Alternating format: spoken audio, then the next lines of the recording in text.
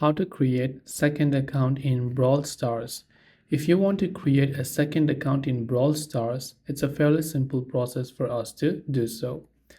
Now to do this, what we do is first we save the progress of our own account by linking it with a Supercell ID, because to create another account in Brawl Stars we have to log out of this, and if we have not saved this data then this will get lost. So to do that, tap the three lines icon from the top right hand side, then simply go to settings.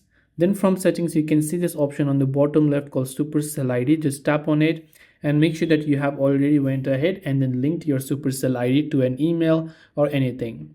Now we want to create a second account because it is safe for us to remove this account. So we will log out of this account by again tapping the three lines option there, and this time going to the option that says Supercell ID and tap on it. Then tap on the gear icon from the top next to your profile picture and tap on the logout button and tap on logout.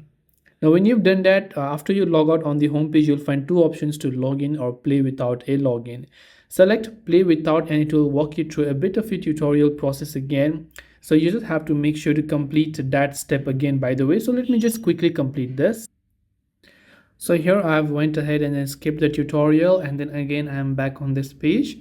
So from here now what I have to do is now again tap the three lines icon from the top right, then again go to Supercell ID, and now we will finally see the option to register a new Supercell ID. So previously we can see our previous one.